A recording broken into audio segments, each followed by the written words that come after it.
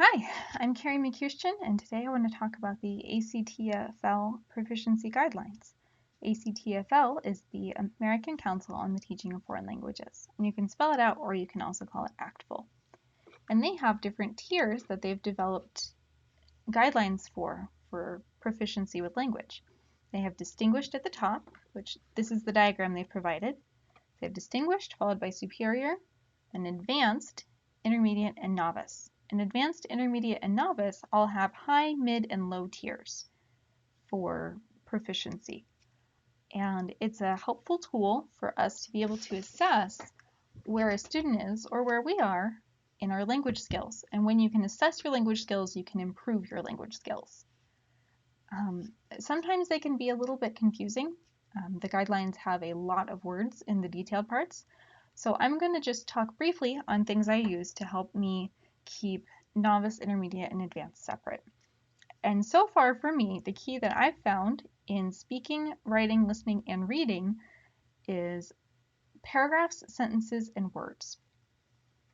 The novice here is still learning words at a time. They're still focused on that and what words mean and building up that key foundational vocabulary you need in order to be able to communicate.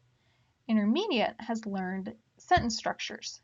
They've learned some. They might have some, pretty consistent ones that they use over and over, but they are able to use sentences. They are able to sound more fluid. They are able to express complete ideas. And then advanced is a more paragraph-based proficiency level. They're not as focused on sentences anymore, but more on paragraphs, more on concepts that they need to talk about. They vary their sentence structure more. They're able to elaborate a bit and to expand on what they're talking about. Whereas intermediate is still locked in that kind of sentence focus. It's okay, I need to express, that, I need to pick up my child from school. So let's see. So I need to pick up my child from school. And then they focus on that and then they say that. Advanced might be like, I need to pick up my child from school later today. He has a ball game at 5 and he's playing with the sharks out at the field over by the school. And so they're able to run with and continue on conversations about concepts or ideas in English. So that's my main difference.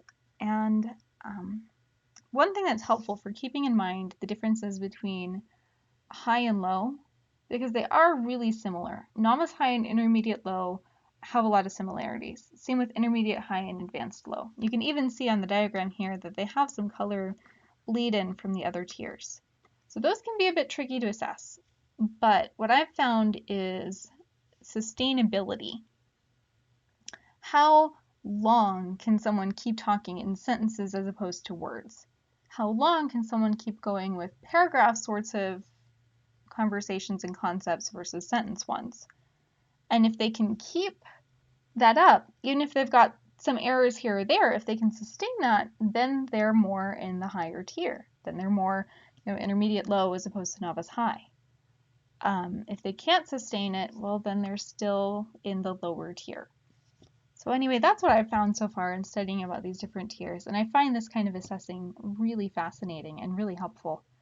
And I hope that I've clarified some things for you. Thank you.